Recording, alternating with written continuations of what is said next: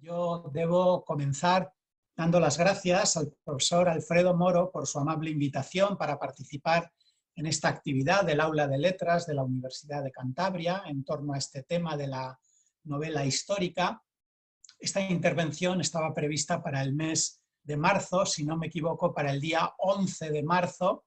Yo estaba ya a punto de ir para Santander, pero bueno, pues evidentemente por la situación que se desató en aquellas fechas, pues fue imposible, se retrasó y se está celebrando en estos momentos en esta modalidad virtual, que tiene sus ventajas y sus inconvenientes, ¿no? Siempre cuando uno da una conferencia, pues lo bonito es esa interacción con un público cercano, al que le puedes ver la cara, que puedes ver cómo reacciona, si se está aburriendo mucho o no, o sigue atento a las explicaciones. Y bueno, pues eso evidentemente con esta modalidad no lo podemos tener. Sí que nos permite la técnica, pues al menos mantener la actividad y celebrarla, ¿no? En esta modalidad, pues no presencial, pero bueno, pues es lo que tiene esta situación tan dramática que estamos viviendo con muchas personas que lo están pasando, que lo han pasado o que lo están pasando francamente mal, y es a lo que nos obliga la circunstancia, ¿no? Así que bueno, pues reiterando mi agradecimiento al profesor Moro, a la Universidad de Cantabria, voy a comenzar ya un poco con mi intervención. Bien, yo me voy a centrar sobre todo en el desarrollo de la novela histórica romántica española. Me parece muy interesante, una de las ideas que trataré de dejar clara será cómo la novela histórica se identifica con el romanticismo. Es el gran género, por así decir, del romanticismo. Y el desarrollo del romanticismo en España va a ir en paralelo con el desarrollo de la novela histórica, o viceversa. Ese triunfo de la novela histórica coincide con el triunfo del romanticismo. Y en el plano político, ese triunfo de la novela histórica y del romanticismo coincide con el triunfo del liberalismo. Y en un plano social, podríamos decir, el triunfo de la novela histórica va a coincidir también con el triunfo, con el comienzo del ascenso de una nueva clase social, que es la burguesía, ¿no? La clase media, que va a ser la que va a alimentar de público lector al género de la novela y al subgénero concreto de la novela histórica. Una de las ideas también que voy a tratar de desarrollar, o que irá saliendo aquí y allá en los minutos de la charla, va a ser destacar la importancia que tiene este cultivo de la novela histórica romántica, no ya tanto por su calidad, que luego discutiremos un poco si es mayor o si es menor. Hay críticos que dicen que toda esta novela histórica pues no es más que una mera imitación de las novelas de Walter Scott, que la calidad literaria no es muy grande, pero que tiene una importancia fundamental. Voy a tratar de explicarlo de una forma sencilla en este primer momento, ¿no? Cuando nos ponemos a comienzos de la década del siglo XIX, 1800, 1810, 1815, el género de la novela apenas existe en España. No existe novela. Bueno, esta afirmación es muy categórica. Claro que existe algún novelista suelto, claro que podemos mencionar alguna novela, pero hemos tenido durante la centuria anterior, durante el siglo XVIII, lo que la crítica, Brown y otros críticos denominan un vacío novelesco, un desierto novelesco. Prácticamente no hay novela en España en el siglo XVIII. Si yo ahora les hiciese una pregunta retórica, ¿no? A ver, piensen ustedes en algunos novelistas españoles del siglo XVIII, pues con dificultad podríamos recordar alguno, ¿no? Pedro de Montengón, pero no son nombres muy importantes en la historia literaria. Lo que me interesa destacar es que después de la rica tradición literaria narrativa que hubo en el siglo XVII en España, esa tradición narrativa se pierde en el siglo XVIII, deriva hacia otros países, retoman esa gran tradición narrativa o la desarrollan en países como Francia o como Inglaterra. No sucede lo mismo en España, y cuando el género de la novela se tenga que desarrollar en el siglo XIX, va a ser concretamente con este subgénero de la novela histórica romántica. Por lo tanto, una de las ideas que quiero ya comenzar poniendo encima de la mesa es que la importancia que tiene este desarrollo de la novela histórica romántica española a veces va a ser más sociológico que literario. Muchas generaciones o algunas generaciones de lectores españoles se van a formar para la novela leyendo novela histórica romántica española. Y esa sí que me parece que es una idea fundamental. Entre los años 1830 y 1870 aproximadamente, hay un cultivo muy grande de este tipo de narraciones, hay una verdadera floración, hay una verdadera moda de seguir el estilo, la técnica, los recursos de Walter Scott. Eso hace que, no solo en España, sino en toda Europa, surjan legiones de imitadores. La producción total es de varios centenares de novela.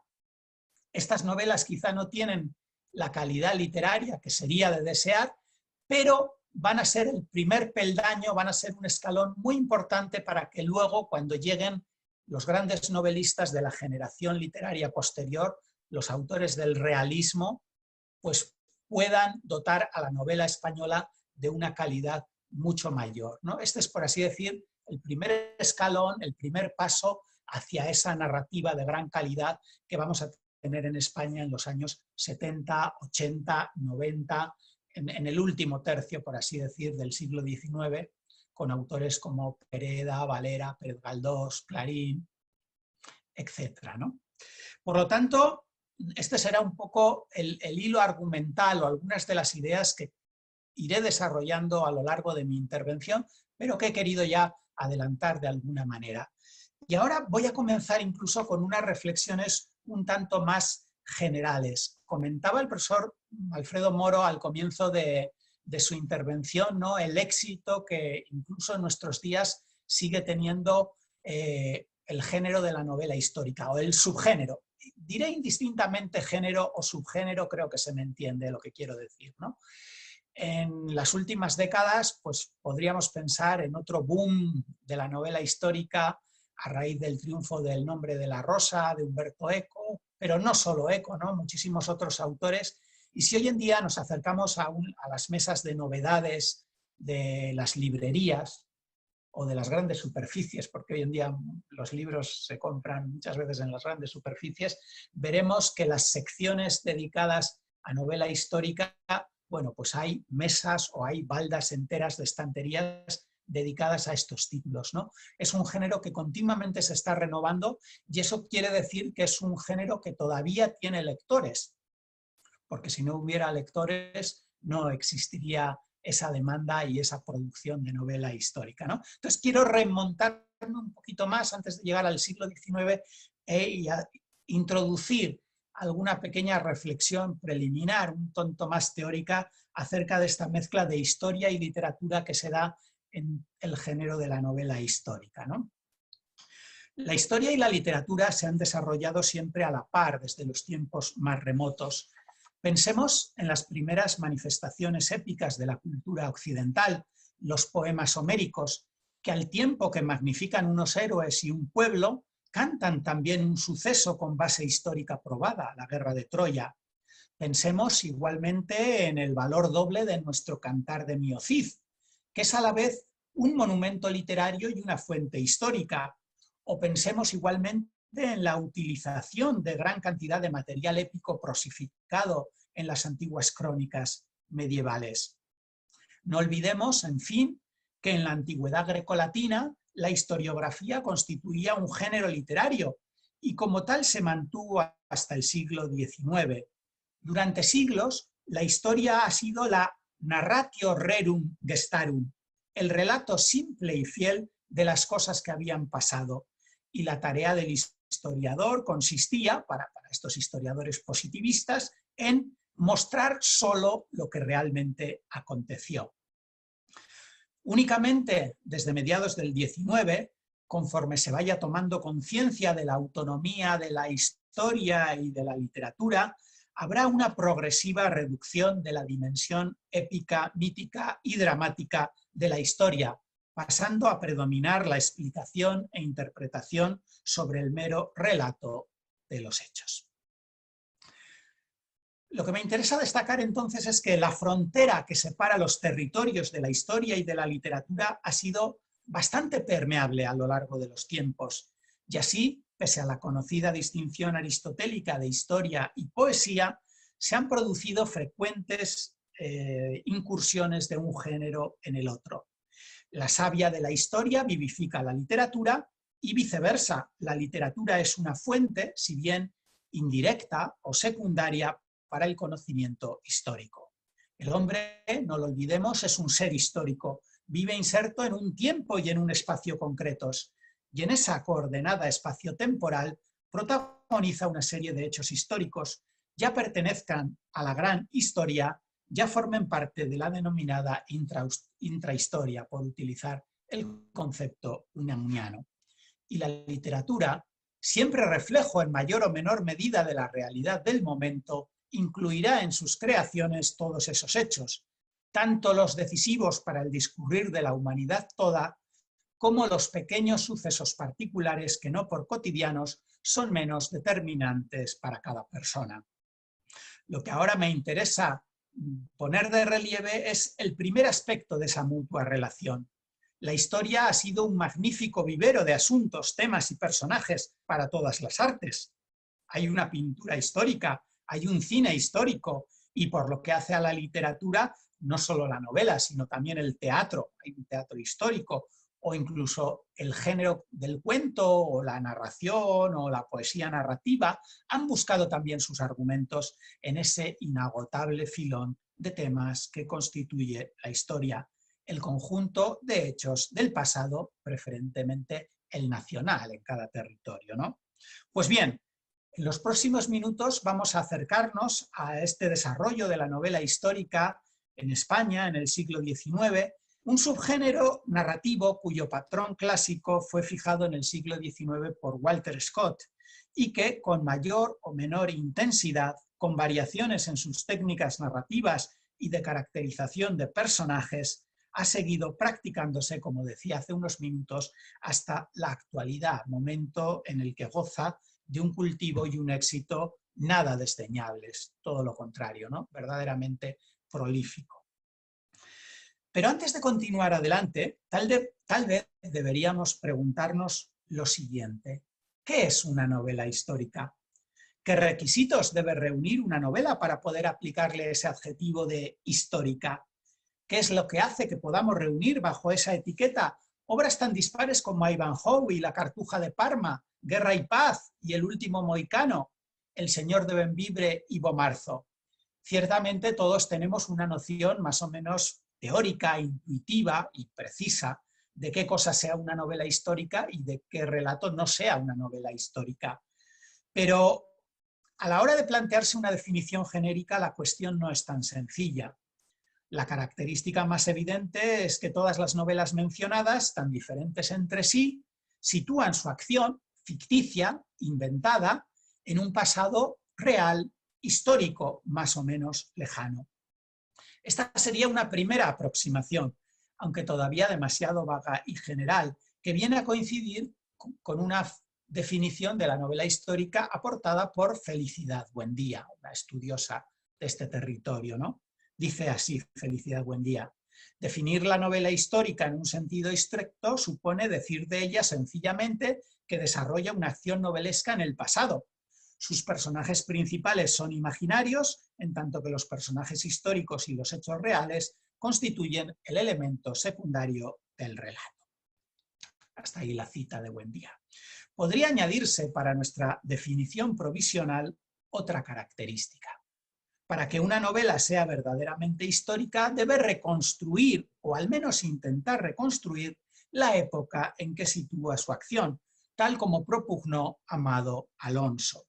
Dice así Amado Alonso: en este sentido, novela histórica no es sin más la que narra o describe hechos y cosas ocurridos o existentes, ni siquiera, como se suele aceptar convencionalmente, la que narra cosas referentes a la vida pública de un pueblo, sino específicamente aquella que se propone reconstruir un modo de vida pretérito y ofrecerlo como pretérito en su lejanía, con los especiales sentimientos que despierta en nosotros la monumentalidad.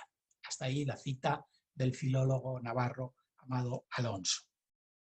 Ocurre, sin embargo, que si señalamos como condición sine qua non para que una novela sea histórica la reconstrucción arqueológica de una época pretérita, su número se reduce entonces notablemente, ya porque no todas logran esa reconstrucción, ya porque las que lo consiguen pierden muchos puntos como novelas. Bien sabido es que Flaubert, refiriéndose a su novela Salammbô, reconoció que al final había levantado un pedestal demasiado grande, es decir, toda la reconstrucción histórica de la sociedad cartaginesa, para una estatua que se le quedó chica, es decir, la caracterización psicológica de la protagonista, ¿no? Solís Llorente afirma que debe haber una intención en el autor de presentar una época, de aprovechar la ambientación de la novela para dar a conocer la realidad histórica de un momento determinado. Y bueno, hay otras citas, tengo aquí en mi trabajo, en trabajos que he dedicado. Tengo que decir, se me ha olvidado decirlo en la introducción, que hablar de la novela histórica me retrotrae a mis orígenes como investigador, ¿no? Porque fue mi tesis doctoral y mis primeros años de investigación estuvieron dedicados a novela histórica, ¿no? Entonces tengo aquí una serie de citas y de opiniones críticas que asientan estas afirmaciones, pero voy a irlas saltando para no extenderme demasiado y para tampoco aburrirles demasiado a ustedes. En cualquier caso, en esta mezcla de lo histórico y de lo ficticio radica uno de los principales peligros de este tipo de narración. Por su propia naturaleza, la novela histórica es un género híbrido, mezcla de invención y de realidad. Por un lado, le exigimos a este tipo de obras la reconstrucción de un pasado histórico más o menos remoto, para lo cual el autor debe acarrear una serie de materiales no ficticios. La presencia en la novela de este andamiaje histórico servirá para mostrarnos los modos de vida, las costumbres y, en general, todas las circunstancias necesarias para nuestra mejor comprensión de aquel ayer. Pero a la vez, el autor no debe de olvidar que en su obra todo ese elemento histórico es lo adjetivo y que lo sustantivo es la novela, ¿no? Yo cuando se lo explico a los alumnos se lo digo así, en ese marbete de novela histórica, histórico es lo adjetivo, lo esencial es novela. Una novela histórica nunca va a ser una obra de historiografía, siempre va a ser una obra de ficción, y eso es algo que no debemos olvidar, ¿no? La ficcionalidad, por tanto, es un elemento fundamental. La mezcla de esos ingredientes, en parte históricos y en parte literarios, no es una obra correspondiente a la historia, sino que es una obra correspondiente a la literatura, es decir, es una obra de ficción. Todo esto hace que la novela histórica sea un subgénero relativamente complicado, y de hecho la mayor dificultad para el novelista histórico residirá en encontrar un equilibrio estable entre el elemento y los personajes históricos y el elemento y los personajes ficcionales, sin que uno de los dos aspectos ahogue al otro. Si el autor peca por exceso en su labor reconstructora del pasado, la novela dejará de serlo para convertirse en una erudita historia novelada. Por el contrario, si peca por defecto, la novela será histórica únicamente de nombre, por situar su acción en el pasado y por introducir unos temas y unos personajes pseudohistóricos. Y esto pasará luego con algunas novelas románticas españolas, ¿no? Que no vamos a encontrar ese importante aspecto de reconstrucción de una época, de una sociedad pasada. Muchas de estas novelas históricas de la época romántica en realidad serán más bien novelas de aventuras históricas, porque el autor pues, le bastará con pintar un castillo en la página 27 y un torneo en la página 54 y dar 4 pinceladas sobre una batalla un poco más adelante de su relato para que esa novela pueda apellidarse histórica, ¿no? Pero no habrá, como sí sucede, por ejemplo, en las novelas de Walter Scott, ese intento de reconstrucción total de una época pasada. Bien, voy saltando algunas cuestiones, ¿no? Por ejemplo, ¿qué distancia temporal tiene que haber entre los hechos novelados y la contemporaneidad del autor y de los lectores para que podamos hablar de novela histórica o de otras denominaciones, ¿no? Pero como luego me voy a referir un poco con más detalle a los episodios nacionales de Pérez Galdós para marcar la diferencia de lo que hace Pérez Galdós con respecto a lo que hacían los novelistas románticos, dejo esa cuestión para un poquito más adelante. En definitiva, lo que hace histórica a una novela es una cuestión sobre todo de contenido, de tema o de argumento. No hay una estructura especial para la novela histórica, no hay unos clichés para construir una novela histórica, ¿no? Y esta novela histórica, como decía, ya lo he repetido en un par de ocasiones, se sigue cultivando, continúa estando de moda hasta el punto de constituir para algún crítico una posible vía de salvación para un género novelesco en decadencia, ¿no? Bien, ahorro las citas que ilustran estas cuestiones. Ahora bien, consideremos ahora la aparición del subgénero novela histórica y con esto ya vamos entrando en materia y nos vamos acercando a España y al siglo XIX. Según George Lukács, un crítico importante para la definición de la novela histórica, este subgénero, el género de la novela histórica clásica, nace a principios del siglo XIX como consecuencia de una serie de circunstancias histórico-sociales viniendo a coincidir aproximadamente con la caída del imperio de Napoleón Bonaparte en 1815. De hecho, Waverley, la primera novela de Walter Scott, es de 1814. Existen, por supuesto, algunas novelas de tema histórico anteriores, como muchos precedentes que podríamos mencionar en la historia literaria española y en otras historias literarias, pero en esos relatos que mezclan literatura e historia de épocas anteriores no encontramos la voluntad de reconstruir el pasado. Solo son históricas en su apariencia externa, pues la psicología de los personajes y las costumbres descritas corresponden a la época de sus autores. Scott, quizá les hablaron de esto en la conferencia dedicada al desarrollo de la novela histórica en Inglaterra, seguramente, ¿no? Scott, partiendo de la novela de sociedad, crea la novela histórica moderna y dignifica literariamente todo ese género novelesco en un momento en que se dan en Europa una serie de circunstancias sociopolíticas que facilitan su nacimiento. En efecto, con la Revolución Francesa y las posteriores guerras napoleónicas, se crean los primeros ejércitos de masas y el pueblo comienza a tomar conciencia de su importancia histórica. Voy siguiendo aquí postulados que son un poco marxistas, ¿no?, de este crítico que antes mencionaba, de George Lukács. Además, estas luchas por toda Europa, ¿no?, por los movimientos de invasión napoleónicos, despertarán el sentimiento nacionalista en los territorios sometidos, lo que conducirá a una exaltación del pasado nacional y a un interés creciente por los temas históricos.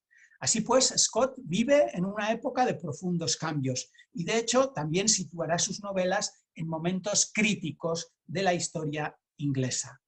Que las situaciones de grandes crisis históricas son especialmente favorables para suscitar la aparición de una filosofía de la historia es un hecho unánimemente destacado por pensadores y críticos. Toda una serie de factores facilita, por consiguiente, el nacimiento de la novela histórica europea. Sin embargo, para otra estudiosa, María Isabel Montesinos, habría que retrasar hasta después de 1848 la verdadera repercusión en la literatura de la novela histórica de Scott. Si bien es cierto en su opinión que con la Revolución Francesa la burguesía ha tomado conciencia de su función histórica, no será en cambio hasta después de las revoluciones del año 48 cuando esta burguesía se convierta en sujeto activo real del proceso histórico y se incorpore también en forma definitiva al papel de protagonista de la novela. Bueno, estas eran unas consideraciones un poco en torno a Scott, en torno a Europa, pero en el caso concreto de España, lo que fue la Revolución Francesa para toda Europa lo supuso el cúmulo de circunstancias de los años 30 del siglo XIX. En efecto, por esas fechas se alían poderosos factores de tipo político, social y cultural. Cambio de régimen tras la muerte de Fernando VII. Enfrentamiento civil con la primera guerra carlista, la guerra de los 7 años, ¿no?, de la década de los 30. Persecución de religiosos. Desaparición de la censura. Regreso de los exiliados. Tímido ascenso de la burguesía. Triunfo en literatura del romanticismo, del movimiento romántico español. Moda de las novelas de Walter Scott. Todos estos factores facilitan la consolidación en España del género novelesco y, en concreto, el triunfo de la novela histórica en nuestro país. Ninguna de estas circunstancias por separado, la moda de Scott, el regreso de los exiliados, el ascenso de la burguesía, ninguna de esos factores por separado creo que puede explicar el fenómeno perfectamente. Es decir, sin pecar de simplista. Sí, en cambio, la conjunción de todos esos factores. Si quisiéramos esbozar un brevísimo panorama de la novela histórica, podría resumirse en 3 grandes fases. Unos antecedentes más o menos cercanos antes de Scott, Scott y toda la legión de imitadores que tiene por todos los países de Europa durante el siglo XIX, y la novela histórica post-scottiana del siglo XX y lo que llevamos del siglo XXI,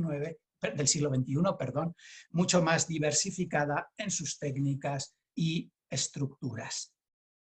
Bien, no voy a detenerme más en todas estas reflexiones que tienen que ver con cómo Walter Scott es quien crea ese patrón, ¿no?, y quien deja fijadas las características de lo que va a ser la fórmula tradicional de este nuevo subgénero narrativo, ¿no? Scott, que fue conocido como el Cervantes de Escocia, va a dar lugar a toda una serie de recursos de intriga, de clichés, etcétera, que luego los novelistas románticos, y en particular los españoles, de los que hablaré luego, pues lo van a imitar, van a tener un verdadero filón de recursos, ¿no?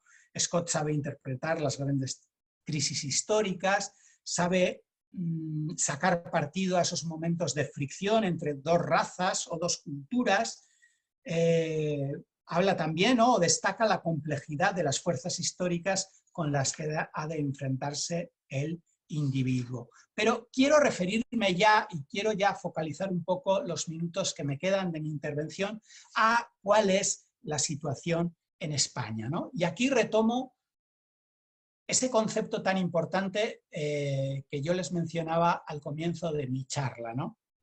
Después del vacío novelesco, después del desierto novelesco que supone para España el siglo XVIII, con matices, ¿no? Nunca hay que ser tan rigurosos, ¿no? Nunca todo es blanco o negro.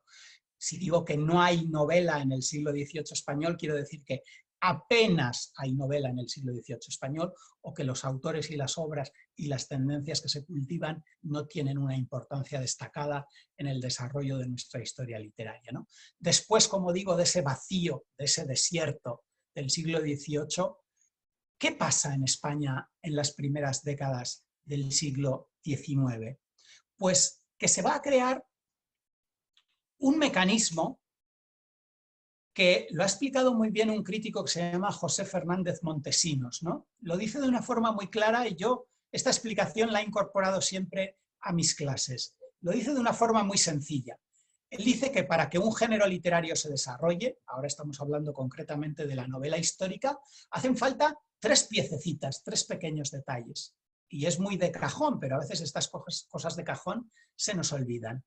Tiene que haber unos autores que cultiven ese género literario, tiene que haber autores que escriban novela histórica, tiene que haber unos editores que pongan en circulación esos textos escritos por los autores, editores, libreros que publiquen las obras, y si se dan esos 2 primeros factores, autores, editores, puede haber un público que se puede aficionar por el género en cuestión. Ahora estamos hablando de la novela histórica, ¿no?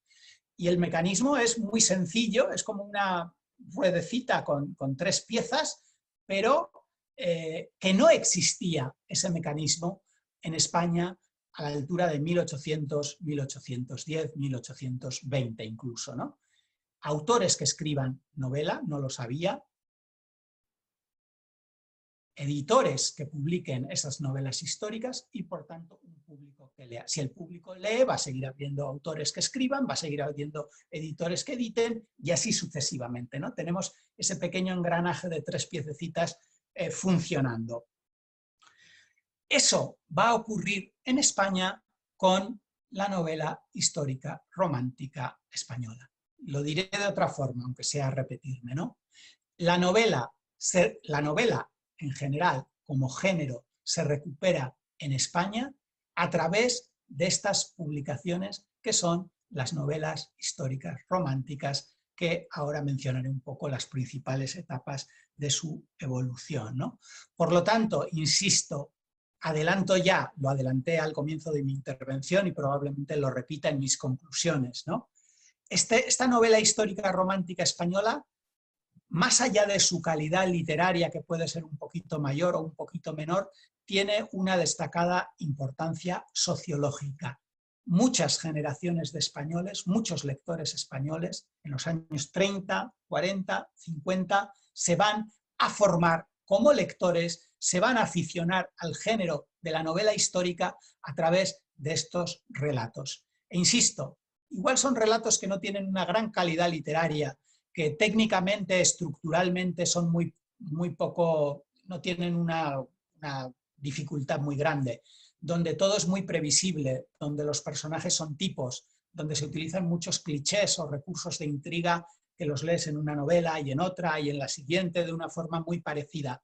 Cierto, pero ya vendrán después los escritores de la siguiente generación literaria, el realismo, a dignificar y a dotar a ese género de la novela de una calidad mucho mayor, ¿no? Insisto, no existía novela a la altura de 1810, 1820, piensen en las circunstancias históricas, ¿no? Guerra de la Independencia, reinado muy dificultoso de Fernando VII, con grandes problemas de censura, con marcha al exilio de muchos intelectuales liberales, etc. No eran los mejores momentos para el desarrollo de las artes, de las ciencias, de la literatura y en concreto de la novela, ¿no? Bien, entonces ya he mencionado antes, ¿no?, cómo hay toda una serie de factores que de alguna manera van a intensificarse en los años 30 para permitirnos hablar de este gran desarrollo de la novela histórica. ¿Cuáles serían estas etapas principales del desarrollo de la novela histórica romántica española? Pues vamos a verlo a continuación. Voy saltando también cosas que no son tan esenciales para ajustarme al tiempo previsto.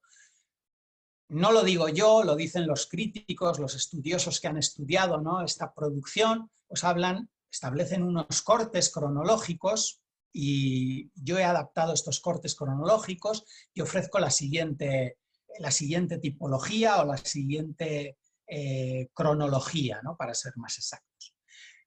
Podríamos hablar de una etapa inicial de desarrollo de la novela histórica en el siglo XIX en España, que serían los años 1805 a 1826. Es un momento en que se escriben todavía muy pocas novelas originales, sobre todo por las circunstancias políticas, históricas que he esbozado hace medio minuto.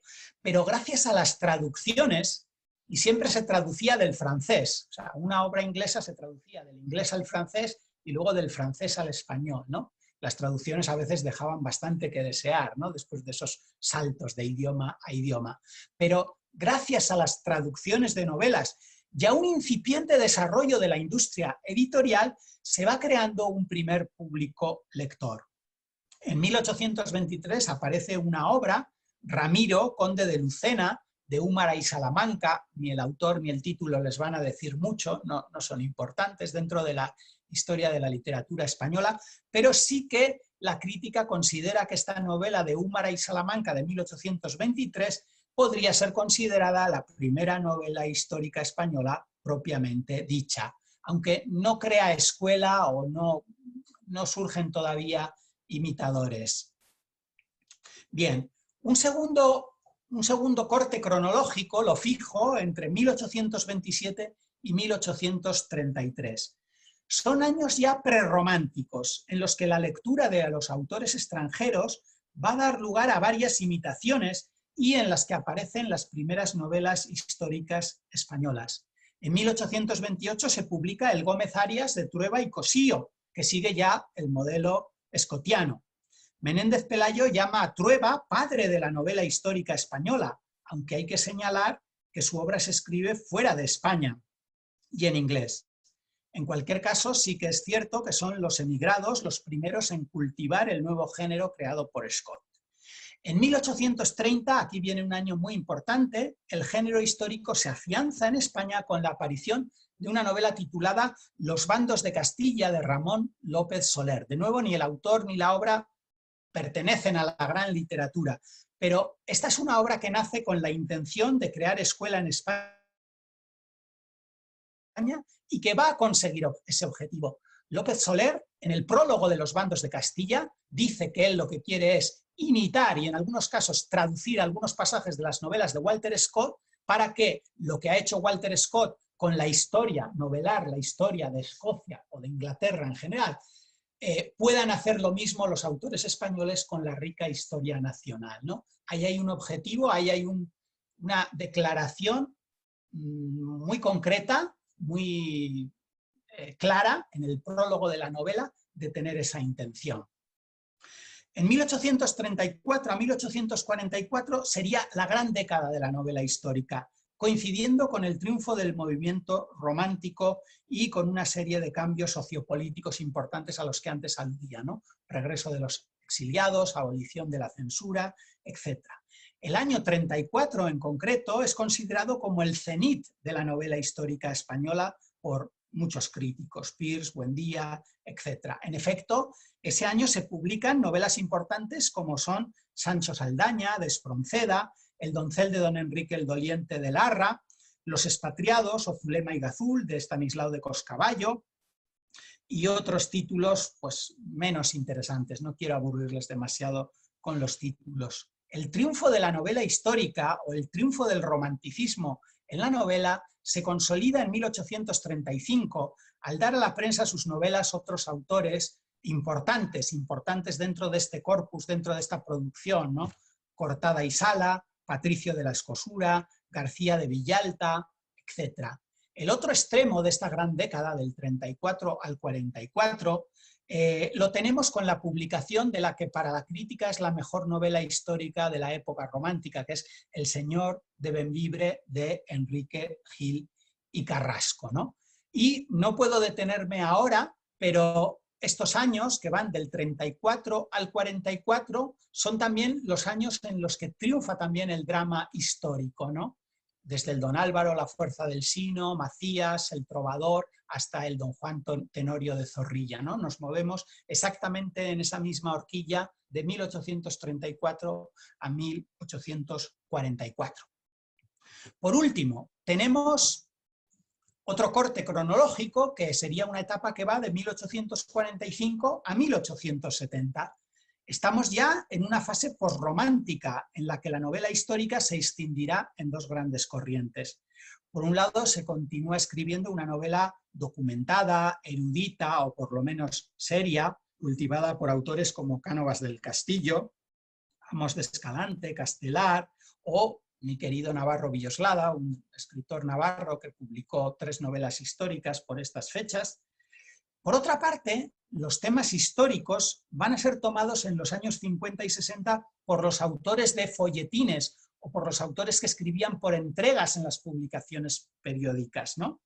Autores como Manuel Fernández y González, o Ortega y Frías, o Parreño. Son autores que descienden, hacen descender la calidad de estos relatos históricos, se quedan con lo más externo, con lo más superficial de la novela histórica, que es la pura aventura, ¿no? Y ya no hay un tejido ficcional importante, ¿no? Estos autores entreguistas y folletinistas son los que no tienen apenas cuidado con la documentación, con la reconstrucción histórica, solo les interesa la peripecia exterior, la pura aventura, como decía, y esto conduce a la desaparición, casi desaparición del género de la novela histórica romántica. ¿Por qué señalamos como final de esta última etapa de 1845 a 1870 ese año de 1870?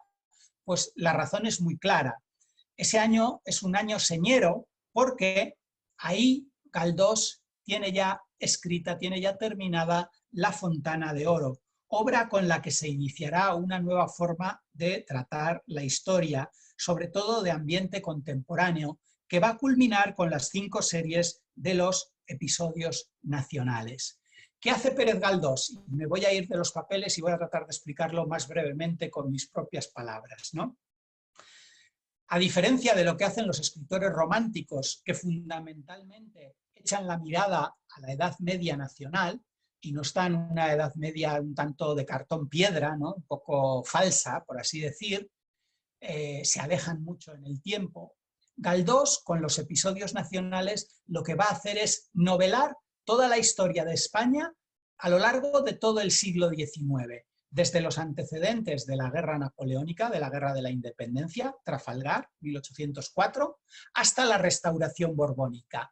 En esas 46 novelas, que son las 5 series de los episodios nacionales, la quinta quedó sin acabar, o sea, son 4 series de 10 volúmenes y la última solo tiene 6 completos, lo que hace Pérez Galdós es reconstruir toda la historia del siglo XIX español que ha vivido él, que han vivido sus padres o que ha vivido la generación de los abuelos. No se va a los siglos pasados. Y la otra cosa fundamental que hace Pérez Galdós es mezclar el elemento histórico con el elemento costumbrista. Este año estamos celebrando también el centenario de Pérez Galdós y, entre otras muchas cosas, sabemos que un novelista como Galdós convierte en materia novelable la sociedad que tiene enfrente, la sociedad que le ha tocado vivir, ¿no? Sobre esto versa un célebre artículo periodístico de Pérez Galdós y luego su discurso de ingreso en la Real Academia Española, ¿no? Convertir la sociedad actual, contemporánea, en materia novelable. Eso lo hace de forma magnífica en las novelas de ambiente contemporáneo, Fortunata y Jacinta y tantas otras. Pero también en los episodios nacionales se da esta mezcla del elemento histórico y del elemento costumbrista, ¿no? Al no retrotraerse tanto en el tiempo, el narrador de Pérez Galdós tiene que ser mucho más objetivo. Cuando hablas de la Edad Media, cuando un escritor romántico habla de la Edad Media, pues puede inventarse cosas, en fin, ha pasado mucho tiempo, no sabíamos muy bien o no sabían muy bien en el siglo XIX, la historiografía no estaba tan avanzada, podía meter muchos elementos de fantasía, de ficción, etc. Cuando estás novelando algo que ha pasado hace 10, 20, 40 o 80 años como mucho y hay testigos de esos hechos que te pueden rebatir, tu narrador, el narrador de los episodios nacionales de Pérez Galdós, tiene que ser un narrador mucho más objetivo, ¿no? Por lo tanto, lo que hace Pérez Galdós en los episodios nacionales es renovar por completo ese género de la novela histórica romántica española, ¿no? Con esa mezcla de lo histórico y lo costumbrista. Y el objetivo final es captar la totalidad de la sociedad española. Pero insisto, ese siglo que le ha tocado vivir a Pérez Galdós o a las generaciones inmediatamente anteriores, ¿no? Los episodios nacionales de Pérez Galdós, en los que ahora no quiero abundar porque tampoco es el tema exacto del día de hoy, constituyen una evidente superación de la novela histórica romántica y una forma diferente y más perfecta, si se quiere decir así, de tratar la historia en la novela. Más realista, sin posibilidad de echar a volar la imaginación, dada la actualidad de lo narrado. Bien, pero quiero dedicar los últimos minutos de mi intervención a recordar algunas características y técnicas narrativas de la novela histórica romántica, ¿no? Insisto, lo repito una vez más, son relatos que no tienen una gran originalidad, son relatos que no tienen una elevada calidad literaria, pero que van a formar a muchos españoles para el género de la novela. ¿Qué pasa con el narrador en estos relatos, ¿no? Y evidentemente no hablo de ninguna novela en particular, sino que he extraído una serie de rasgos, de características de varias de ellas y he hecho una abstracción, ¿no? Pues lo primero que hay que decir es que el narrador de estas novelas históricas románticas es un narrador omnisciente, en tercera persona, que va llevando de la mano al lector, porque permítanme que lo diga de esta forma coloquial, es un lector poco entrenado, es un lector que no está acostumbrado a leer novela, entonces hay que ir diciéndole, no literal, pero metafóricamente, ¿no? Fíjate en este personaje, qué malo es, qué malvado, qué villano, ¿no? Estate atento, no te despistes, este es el malo. Y a lo contrario, ¿no? Pues los personajes del héroe y de la heroína son magníficos, ¿no? Es un narrador que va marcando todos los avances de la novela, que da y quita la palabra a los personajes. Es un narrador que controla todos los resortes. Son novelas en las que no suele haber un desorden temporal, es decir, los hechos se cuentan en la misma secuencia cronológica en la que sucedieron. Todo lo más puede haber alguna pequeña vuelta atrás para explicar algún cabo que quedó suelto, ¿no? Pero lo normal es que se siga un orden lineal. En el orden en el que sucedieron los hechos, en ese mismo orden se cuentan. Es un narrador que se distancia del lector y de los hechos pasados. Es decir, es un lector que marca mucho las distancias entre aquellos bárbaros tiempos de superstición de la Edad Media y nuestros tiempos modernos, más civilizados, ¿no? Suele haber esas marcas narrativas. Es un narrador también que se caracteriza por su afán de verosimilitud. Muchas de estas novelas, aunque sean novelas, se presentan como si fueran verídicas historias. Y es muy frecuente una técnica, el profesor Alfredo Moro sabe mucho de esto, que es la técnica de los papeles hallados, ¿no? Lo que estamos leyendo no es en realidad una novela, sino que son unos manuscritos que se encontraron en un castillo, estaban ocultos en un cofre, y el autor no se ha inventado esa historia, sino que se ha limitado a transcribirla, ¿no? Bueno, este recurso de los papeles hallados, ¿no?, que tanto juego da en el Quijote y en la novela de caballerías en general, etcétera, es bastante utilizado también en la novela histórica romántica. Por último, con respecto al narrador, habría muchos más aspectos, hay mucha bibliografía sobre esta cuestión, ¿no? Pero quiero decir que en estos relatos románticos predomina lo que llamamos un tempo narrativo lento.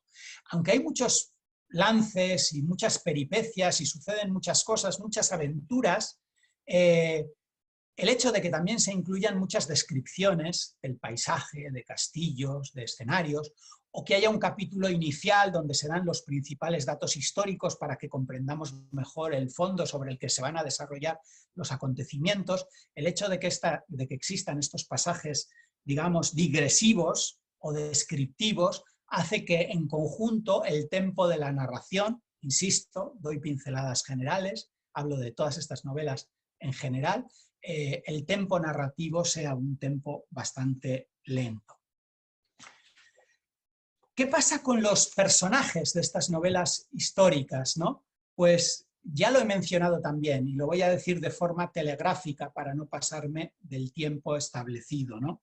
Los análisis psicológicos son muy superficiales, funciona un maniqueísmo narrativo de, permítanme decirlo así, de buenos y buenos, buenos y malos, los buenos son muy buenos, los malos son muy malos, de forma que los personajes responden a lo que en teoría de la literatura llamamos tipos, ¿no? Son personajes planos, solo nos presentan una sola cara, no son personajes redondos que cambian, que evolucionan. El que es traidor en la primera página, al medio de la novela y al final. El que es héroe va a estar caracterizado pues, con todas las prendas positivas.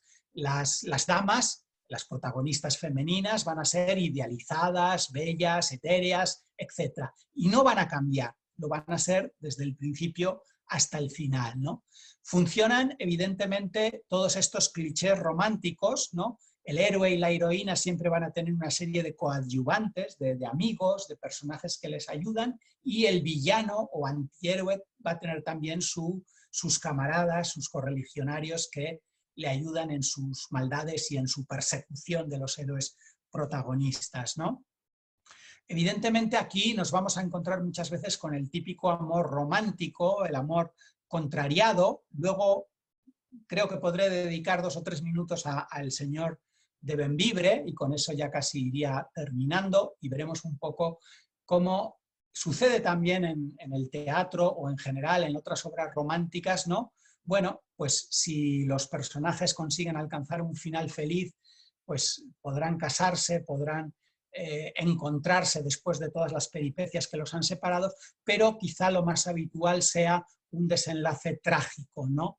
Ese hado adverso, ¿no?, que veíamos en el teatro, en Don Álvaro, La fuerza del sino, va a pesar sobre muchos de estos personajes, ¿no?, que no van a superar todos esos obstáculos, todas esas dificultades, y muchas veces van a acabar conducidos a la locura, al suicidio o al acabar en un convento y por tanto sin poder ver realizadas sus esperanzas amorosas, ¿no? Bueno, disculpen que vaya tan rápido, pero quería avanzar un poquito más y mencionar también algunos recursos relacionados con la intriga, ¿no?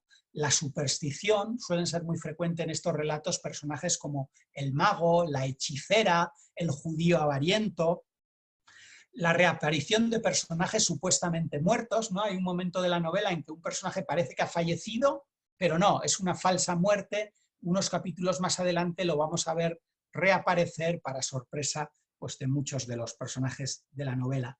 La ocultación de la personalidad, los personajes utilizan disfraces o cambian de nombres. Suele ser también muy frecuente la presencia de objetos o prendas simbólicos, una espada, un puñal, un anillo, una trenza de cabello que irán apareciendo y desapareciendo y que cumplirán una función estructural a lo largo del relato, o una técnica que también viene de Walter Scott, como algunas de estas que he mencionado, que es el empleo del fuego para crear incidentes dramáticos, ¿no?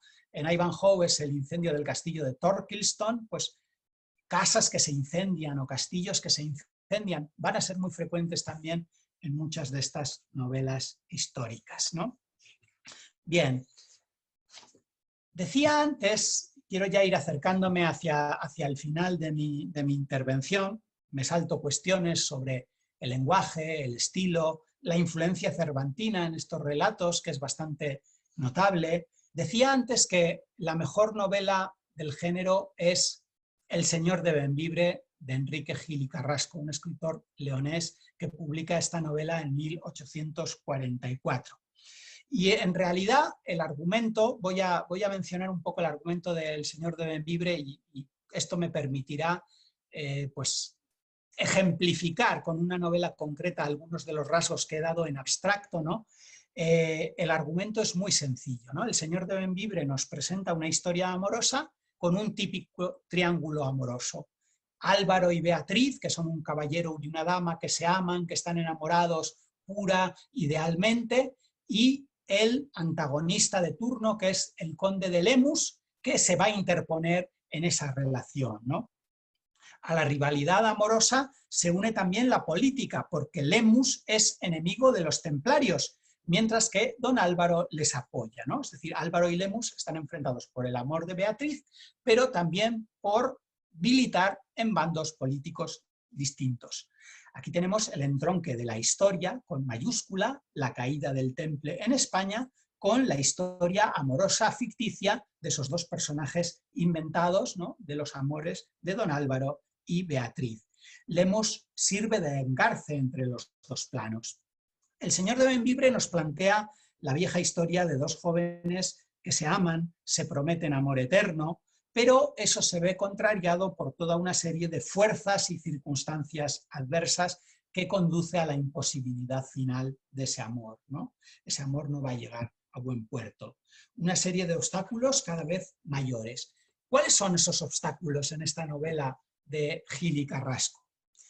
Álvaro y Beatriz, lo decía, se aman, están hechos el uno para el otro, es un amor correspondido, pero el padre de la dama, cegado por la ambición, prefiere que ella se case con el poderoso y rico conde de Lemus. Beatriz es trasladada a un convento con su tía.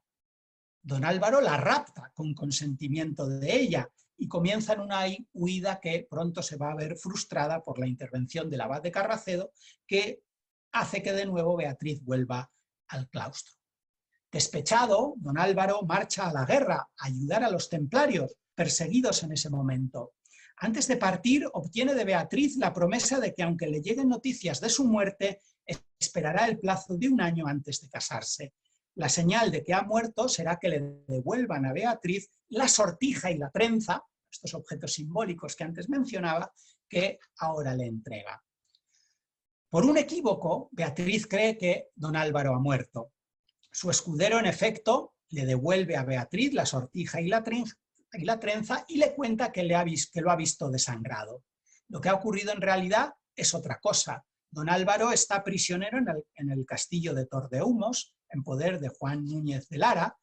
Todo lo ha tramado el conde de Lemus. A don Álvaro le dieron un narcótico que le hizo pasar por muerto y además rociaron con sangre su cama. Por eso su escudero lo ha creído muerto y eso es lo que le ha ido a contar a doña Beatriz, ¿no? Eso es lo que ha hecho posible ese engaño. Para cumplir la recomendación de su moribunda madre, doña Beatriz acepta casarse con el conde de Lemus, aunque el matrimonio no llega a consumarse. Luego reaparece don Álvaro resucitado, ¿no? Y despechado decide hacerse templario en el momento más peligroso, cuando su tío don Rodrigo es el maestre de la orden. Ahora hay 2 obstáculos que hacen imposible o casi insalvable la distancia que separa a los amantes. Beatriz está unida en matrimonio con otra persona y Álvaro, para ingresar en el temple, debe hacer voto de castidad. Seguimos avanzando la acción. En la batalla de Cornatel, un castillo templario sitiado por el conde de Lemus, muere este a manos del comendador Saldaña. Se elimina así el primero de los 2 obstáculos, el matrimonio de Beatriz con Lemus. Beatriz, por lo menos, ya es libre. Luego, el padre de Beatriz, arrepentido, pues ha comprobado la maldad del de Lemus y su error, el error que cometió con su hija, obligándola a casarse con él, va a Roma y consigue del Papa la dispensa de los votos de Álvaro. Se elimina así el segundo obstáculo, ¿no? Álvaro y Beatriz son ya libres para hacer realidad su amor, pero aquí nos encontramos en la novela una muletilla romántica muy típica que dicen muchos de estos personajes: ya es tarde, ¿no? Ya es tarde. Beatriz ha enfermado, esa enfermedad va a hacer que su salud se deteriore muy rápidamente y cuando finalmente alcanzan a casarse Álvaro y Beatriz, pues ya la dama apenas le queda unos breves alientos de vida, ¿no? De forma que el tálamo nupcial se transforma en túmulo mortuorio. Álvaro se hace ermitaño y lleva una vida retirada hasta su muerte, ¿no? Bueno, como podemos apreciar por este apretado resumen, y ustedes disculparán lo rápido que lo he tenido que leer, la acción de la novela va basculando en un proceso de mayor o menor cercanía de los jóvenes enamorados. Al final su sino es trágico, ¿no? Su destino, su hado adverso, impide su felicidad en la tierra, aunque tienen la esperanza de encontrarse en la vida eterna y celebrar allí unas bodas místicas. Estarán unidos para toda la eternidad, pero su felicidad terrena no ha sido posible. Habría muchas cosas más que contar del Señor de Bembibre, novela paradigmática de este género. Voy a decir telegráficamente 2 cosas. Uno es la captación de la naturaleza. He dicho que Gili Carrasco es leonés y describe de una manera magnífica la naturaleza del Bierzo y además lo hace en una situación no de paralelismo, sino de contraste con el estado anímico de Beatriz. En el tramo final de la novela, Beatriz va decayendo, se va apagando la vida y lo que sucede fuera en la naturaleza es todo lo contrario. Está llegando la primavera y la naturaleza se está renovando y todo está reviviendo, ¿no? Es muy bonito ese contraste de la naturaleza.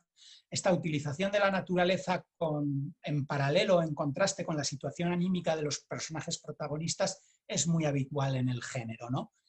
Tormentas que se desatan en el momento en que se va a cometer un crimen, etcétera, etcétera. O lo contrario, ¿no? Escenas de serenidad de la naturaleza cuando el personaje está también en un momento sereno. Y la otra cuestión a la que no me he podido referir, pero que también es muy importante, es una lectura un tanto en clave ideológica de algunas de estas novelas históricas. La novela histórica se puede politizar, tanto en un sentido liberal como en un sentido conservador. Gil y Carrasco es un escritor conservador, tradicionalista, y en este sentido, en esta novela en la que se describe la persecución de los templarios son monjes, son religiosos, y cómo se confiscan todos sus bienes, si la leemos a la luz de lo que ha ocurrido en España a la altura de los años 1834-1835, desamortización de Mendizábal, persecución de las órdenes religiosas, confiscación de muchos de sus bienes y terrenos, etc., pues evidentemente la lectura en clave política, en clave ideológica es muy clara, ¿no? El autor nos está hablando de la persecución de los templarios ocurrida muchos siglos atrás, pero el lector inteligente puede quizá ver que ahí hay paralelismos con la situación política española. Si nos fuésemos al extremo contrario, autores como Larra o Espronceda, pues veríamos que podríamos encontrar muchos guiños ideológicos, pero evidentemente no en un sentido tradicionalista, sino en un sentido liberal. Bueno, estoy a punto de concluir, creo que más o menos estamos en el tiempo previsto, una horita, unos pocos minutos más. A modo de conclusión, una pequeña valoración de la novela histórica. Creo que la importancia fundamental de este corpus de novela histórica romántica española estriba en haber impulsado el desarrollo de lo novelesco en España. Lo he dicho ya, no lo voy a repetir a lo largo de mi intervención. No existía novela en España, apenas existía novela en España en 1810, 1820. La novela empieza a existir en España de una forma muy florida, muy abundante en 1830, 40, 50, con este subgénero específico de la novela histórica. Es más, esta moda de la novela histórica subsiste a la desaparición del movimiento romántico. El movimiento romántico, lo mejor del movimiento romántico acaba a la altura de 1844, pero novelas históricas con características románticas las vamos a encontrar todavía varias décadas después. Juzgando solo sobre la calidad o el éxito de estas novelas, algunos críticos pues, no son muy bonancibles con estos relatos, ¿no? Son, valga la redundancia, muy críticos, ¿no? Son meras imitaciones de las novelas de Walter Scott, apenas hay originalidad, no hay grandes avances narrativos o técnicos, pero creo que eso no es lo esencial. Y yo soy el primero en reconocer que la calidad literaria de estos relatos no es grande. Pero estos relatos de los autores románticos mantuvieron vivo el interés por los temas históricos hasta que la llegada a la palestra literaria de Galdós les diera nueva vida. Y sobre todo, este corpus, este género de la novela histórica, consolidó el género novelesco en España. Por eso decía antes que su importancia puede ser mucho más sociológica que estrictamente literaria. En definitiva, la importancia de la novela histórica romántica radica, en mi opinión, en haber servido de eslabón intermedio entre los primeros balbuceos novelescos del siglo XIX, cuando empieza a renacer el género narrativo en España, y la novela de Fernán Caballero y Alarcón, anticipo de la gran novela realista del último tercio de siglo. Sin la consolidación de los tres factores señalados por Montesinos, recuerden, autores, editores, lectores, como necesarios para el desarrollo de un género literario, y sin el ensayo por parte de los novelistas históricos de algunos temas, el costumbrismo, el regionalismo, etc., tal vez esa gran novela realista no habría sido posible o habría tardado más tiempo en florecer espléndidamente en nuestro país. Ese mérito, cuando menos, lo tenemos que reconocer a la novela histórica romántica española. Muchas gracias.